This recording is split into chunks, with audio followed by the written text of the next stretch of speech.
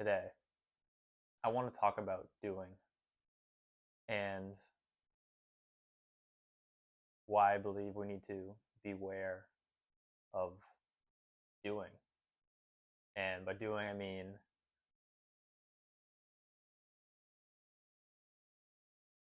action. I mean, doing, you know? We're human beings, not human doings. And I think so often we forget that and we find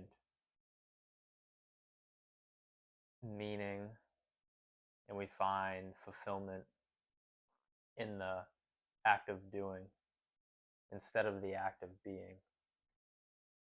Whenever there's a moment of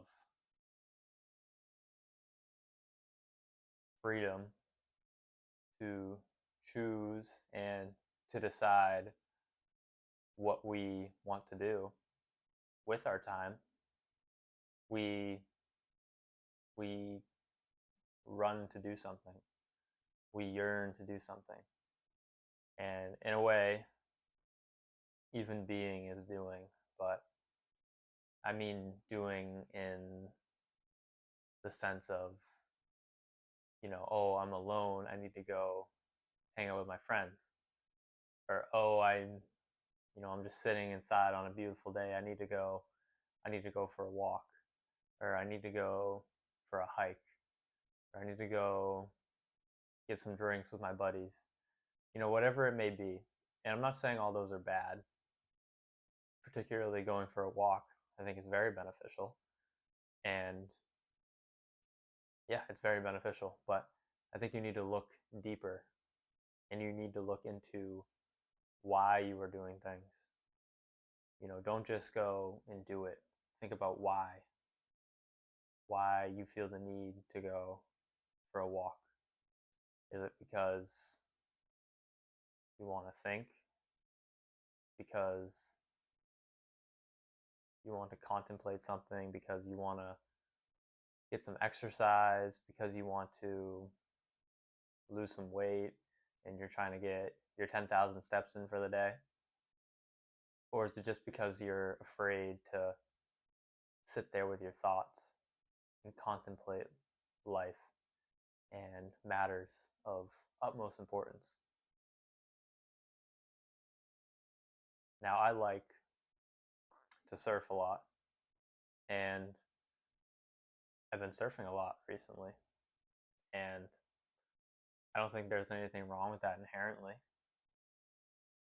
but I've been feeling kind of jarred recently. I've been feeling just not at ease. And this morning I took a breather.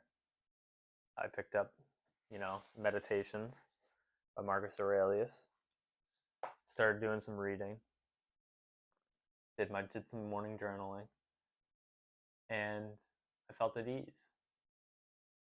I had powerful, profound topics to contemplate. My brain was going. I had put my thoughts on paper via journal, and I felt good. And I think we need to do that consistently instead of, rushing around to go to the next thing, instead of rushing to do the next thing.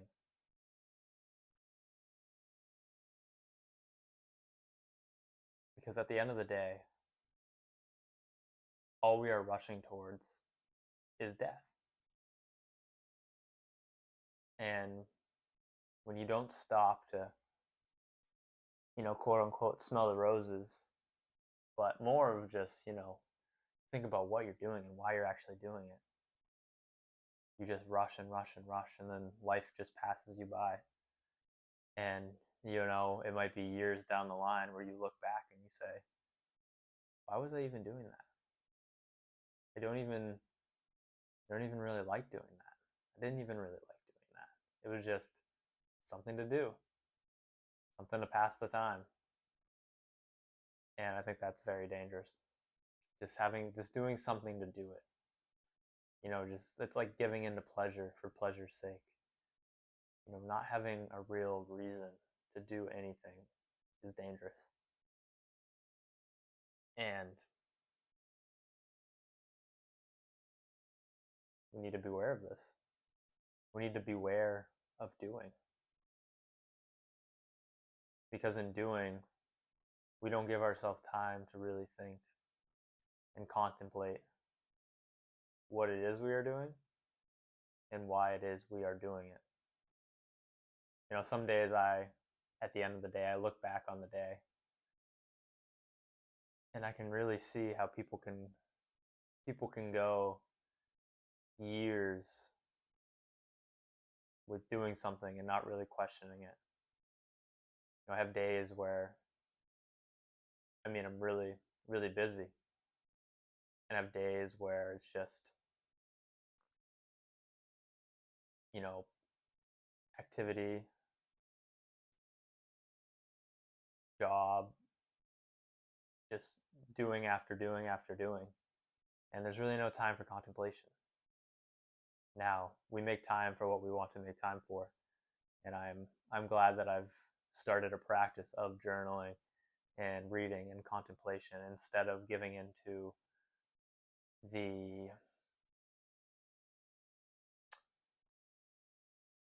avenues of entertainment in the modern day. When I have a spare minute, I'm not reaching for the remote. I'm not checking my fantasy team. I'm not seeing who won the local sports or the national sports games. I'm not going on Instagram. I don't have Instagram. I'm not going on Snapchat. I don't have Snapchat. I'm not checking these things. I'm thinking, I'm contemplating, I'm being, I'm existing, and I'm looking into why things are happening in such a way, and why I'm doing them in such a way, and if I really agree with them. And if I don't, then I try to correct myself in the future. I correct myself in the moment, but obviously in the moment I don't have a chance to go back in the past, and I'm not typically in the moment where I can not change, but I'm not in the particular moment I was in earlier where I could act upon in a different way and get the outcome that I think would be beneficial. Socrates says, the unexamined life is not worth living. And I think nowadays no one examines their life. Really, how many people do you think truly examine their life? And I already know what maybe you're thinking, maybe not you, but I already know what most people would think. I don't have time. It's easy for me to say, I'm just a kid. I have all this time to do all these things. And I do have a lot of time to do all these things. But, as of right now, I work 50 plus hours a week. I work 6 days a week, most weeks. And I still make time. You make time for the things you want to make time for. And that is why I've cut out so much garbage from my life. I don't believe sports ball is good for us, for humans. I think it's good to play. I think it's good to, say, go play a basketball game, or when you're growing up, to participate in sports. I think that's very valuable because it gives you a sense of camaraderie. It gives you the ability to be pushed physically by other people to do your best, to give your best. But once you get out of high school, and if you're lucky enough to play in college, get out of college, what is the point of spending hours of your life invested in sports. I don't understand it. You're watching someone else live their life while your life is in shambles. It makes no sense. It makes no sense. Video games makes no sense. Now these things, I want to make it very clear. Everything is okay in moderation. And if you don't really watch sports that much, but you're having a family gathering and it's Super Bowl Sunday, I don't think it's a sin to put the game on. But if you have an opportunity to go do something, say you have an opportunity to go for a hike, and it's a hike you've never done before, it's in a beautiful place, and you say, oh, it's Super Bowl Sunday, I can't go. Like, what? What is wrong with you? You are postponing living your life to watch other grown men live their life. To me, it's absurd, but I don't really need to go down a rabbit hole on that one. I think it's pretty clear that it's absurd to me, and I think I've gotten that point across. But yeah, I think it's beneficial for kids, but for grown men to let their months, weeks, even years be affected by their team losing, and them saying oh, we picked up so and so, or we lost, or we won. How are you part of that team? Because you spend thousands of dollars on tickets and sports memorabilia, sports memorabilia.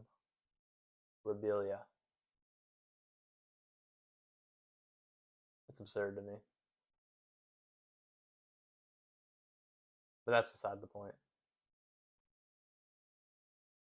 Back to the main point. We just don't make time for contemplation. Like I said, Socrates says the unexamined life is not worth living. And so many lives nowadays are unexamined. So many lives. And because of the phone.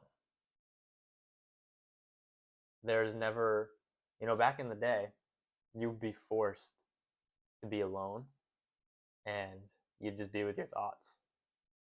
And you would examine things, what else would you do when you're alone with your thoughts? I mean, what else is there to do after a certain amount of time than start examining past, present, and potentially future? But nowadays, there's never, unless you slot out time for it, you can orchestrate your life in such a way where you are never alone. You can orchestrate your life in such a way where you have a phone by your hip 24/7. And any moment, some silence comes, or any moment you're not in a conversation or part of a conversation, you can pull your phone and you can go to Instagram. You have even YouTube. I think YouTube is very valuable. And I think there's a lot of amazing information on YouTube. And I personally use YouTube a lot. But shorts on YouTube are not good. It's basically just TikTok. I mean, it's doom scrolling just waiting to happen. But there is a lot of informational content on YouTube. There is some of the wisest people in the world who have videos where they talk for hours. Some of the experts on topics have YouTube channels with hundreds of videos, hours long. Like, that is a good use of your time, in my opinion. And you should probably take notes when you watch these videos. And you should be a student. You should be a student of life. And you should actually sit there and really think about the things they're talking about and really give your full attention to it. Because if you're just passively watching a YouTube video, I don't think that really does you much. It's like passively reading a book. I have a bunch of books right here, and it doesn't. If I read one of these books and I take zero information away from it, who cares? Who cares? In meditations, Marcus Aurelius talks about never being satisfied getting the gist of it.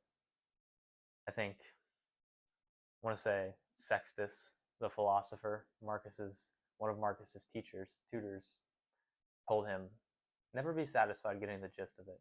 Or that's what Marcus gathered from him. He talks about it in chapter 1, his debts and gratitudes and meditations. But never be satisfied getting the gist of something. Like, what's the point of reading 100 books and getting nothing out of all of them? I'd rather read a book once and truly understand the whole book, truly understand the whole premise, and have, a bunch of valuable lessons that I can put into life and improve in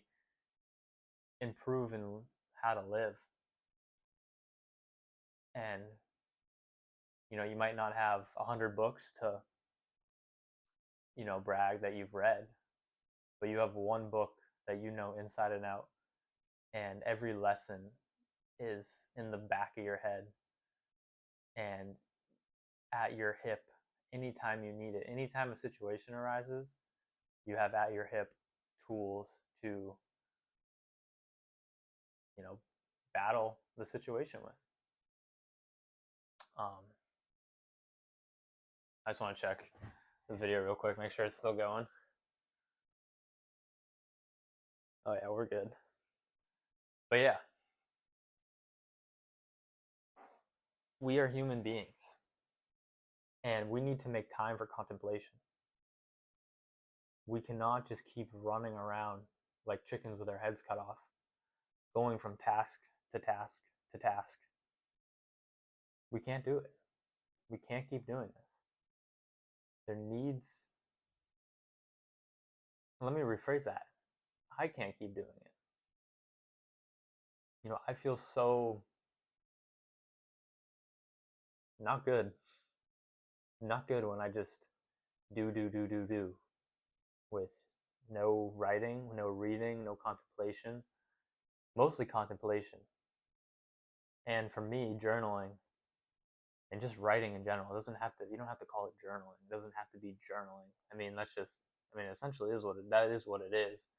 But when I journal, I want to make it clear. I'm not, today I had breakfast and then I went to the gym and then I went surfing and then I talked to Susie and then went to work and then my coworker got really mad at me and made me sad, but then I remembered, no. If you journal like that, I think you're wasting your time, frankly. But at least you're writing, at least you're trying. But when I journal, I'm contemplating matters, of utmost importance to me, of things that I am wrestling with in my head. With all my journals, there's barely any talk of any actions I took that day. If I do something like really cool or like really memorable, maybe I'll bring it up.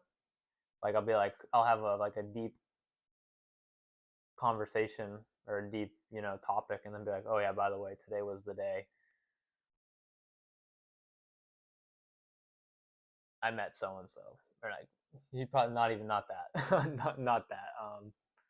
Today was the first day of my road trip, and then I'd be like, oh, all right. I don't know if I'm ever gonna go back and read my journals. I kind of want to, but if I do, I'll be like, oh, that's the day I started my road trip. That's cool. I'll remember that. But I'm not gonna be like, oh, today I talked to Brandon about, the best chest exercise. Like, who cares? Like, who cares? So, and I love journaling because I think it's a great way to really think. It's like these videos for me too. I think this is almost a journaling practice now that I think about it. And I've been thinking about that a lot recently. And that's why I kind of want to start doing it again more. I said that I wasn't going to do it as much anymore because I felt like I was forcing videos. And I think I got to find the happy medium. But this is almost like a journaling practice. I say something out loud and I snowball into a conclusion that I didn't even realize was my conclusion on the topic. I work through problems as these videos progress and as they keep going on. And it's like it like brings it out of my mind. And that's what journaling does for me too. In a lot slower of a pace because I can't write as fast as I can talk, which I think is great in some ways, and I think this is great in some ways. I think a practice of both is amazing. But journaling, for me, it's a way to see my thoughts outside of my head and to work through situations and to delve into situations. Thinking is hard. It really is. Like, thinking is hard. When you don't think a lot, at least when I didn't think a lot, I thought you would, like, oh, you just like think. Like, oh, that's pretty easy. But really try to think about something for like 10 minutes. Your mind is going to wander so much. At least mine does. I mean, I think I have ADHD, but I mean, for me, thinking is actually pretty hard. And I actually have to really try to think. Which maybe that's just me, but I have no problem being honest. But for journaling for me, I slowly can go through my thoughts and slowly, meticulously think about something. And as I'm writing something down, I can be thinking about the next thing I'm going to say, the answer to the question I'm putting onto paper. And I think that's powerful. I think that's very powerful. And very underrated. I think there's a reason all the Stoics journaled and all the Stoics told you about writing and all the Stoics told you how valuable examining one's life was. That's another reason all the Stoics love Socrates. And Socrates has no written works, but I think that makes him all the better for it. Like I said, he talked through problems, which may even be better. But instead of talking to a phone, he would go into public and ask people, what's the meaning of life? And I mean, that's a pretty deep question to ask somebody, but that's how Socrates went about life. What is piety? What is justice? This is what Socrates asked people who had high positions in places like the court, who should know what justice is. And that's part of the reason and part of how Socrates came to the conclusion that the oracle was right and that he was the wisest man, because he thought there was no way. He said, there is no way I am the wisest man. I know nothing. And then he went around and he said, all right, well, let me see if I can prove the oracle wrong. And he, went up to a judge, and he was like, hey, what's the meaning of justice? He's like, oh, I mean, I don't know. And Socrates is like, what? This is your job. Like, what do you mean you don't know? He's like, I don't know. I mean, whatever the jury decides, you know what I mean? And Socrates realized, I may just be the wisest man. But that's beside the point. That's how Socrates learned. And I guess in a way that is doing. But I think on another way, that's being. He's just being a human being, talking to other human beings. I forget who says it. I think it might be Marcus Aurelius, but he talks about how so many people just run around all day looking so busy. And if you stopped one of these people in the morning and you said, where are you going? What are you doing? They wouldn't know. They'd have no idea.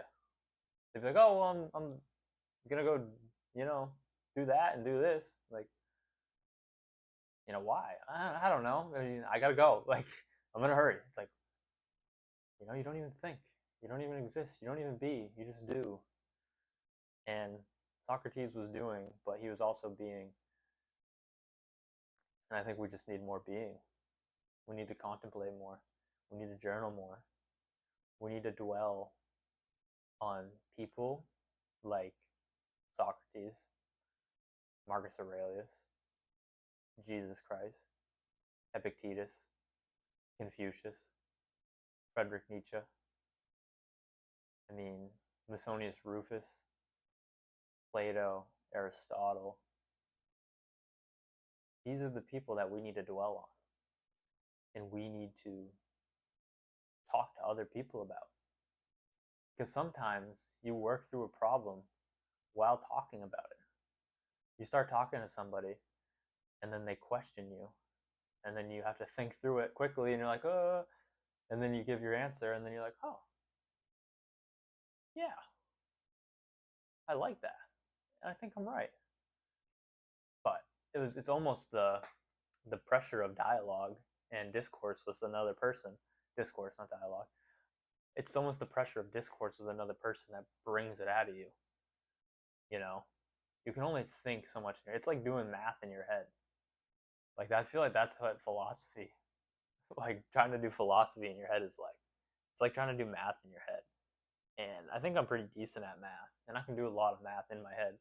But it gets to a certain point where it's like, all right, I need a pen and I need a paper, because I cannot remember what I just did 5 steps down the line. And I don't know what number I need to carry. You know what I mean? I don't know where the decimal needs to go. That's like what doing philosophy silently in your head is like. You can only do so much. Like, for instance, I never thought about that before. Like, I never thought about philosophy. It's like doing math in your trying to do philosophy in your head is like doing math in your head. I've never written that down. I've never wrote that down. I've never thought about that. But sitting here talking to a phone, almost, it just brought it out of me. Quote unquote, brought the best out of me in this conversation with myself. But I mean, it's really with you. I mean, it's pretty one way right now, but yeah, it brought it out of me. And I guess you could sit here and talk to yourself. Just be careful. People might think you're crazy, but who really cares what anyone else thinks? But yeah, I mean, you can bring the best out of yourself doing something like this. Journaling, talking to people, making a YouTube video. I mean, who really cares? I mean, I just post these videos to try to help somebody. And I think sometimes what I have to say is pretty interesting. And a lot of the times I wish I had videos like this when I was younger. Because I don't know, there's like an Immanuel Kant line, and he says, I forget the philosopher he's thanking, but I think it's Heidegger. No, I don't think it is. I don't even know that's how you pronounce his name. But he's thanking a philosopher, and it's kind of like the guy before Kant. And he's thanking him for waking him from his dogmatic slumber. Because Kant never really questioned these things. And then he read this guy, and he was like, no, Hume, yeah, David Hume. He read Hume, and he was like, what do you mean? What is this guy talking about? And then he realized he had powerful opinions, and he was a smart guy, and he could deconstruct this work and make a better piece of work. And I feel like I was in a dogmatic slumber for a long time. And then I picked up Marcus Aurelius, and then I just got 5-starred right in the face. And I, I'm thankful for that. Let me tell you, I'm very thankful for that. So maybe I could wake someone else up from their dogmatic slumber. I think that'd be amazing. Just one person, that'd be sweet. And if not, like I said, these videos help me out a lot, so that's cool. I think that's gonna do it for today. I know I've been away for a little bit, and I'm sorry if you actually like these videos. I'm gonna be doing more because, like I said, I realized, my brain hasn't been quite as, let's say, profound lately, and I think that's because I haven't been posting as many videos. I haven't been talking and thinking through problems. And that's just a theory, but we'll see. I mean, I got a lot of good insights from this video. Just talking to myself. Who would have thought? And I think there are insights I wouldn't have got from, however long it's been, like 25 minutes of journaling, or insights I would have got if I just sat here for 25 minutes in silence with my thoughts. Because, I think my ADHD brain, melts trying to do that. Talking for me helps a lot, and journaling helps a lot because it's like a spotlight. But yeah, I hope you all enjoyed. I hope I woke you from your dogmatic slumber, and I hope you be more than do.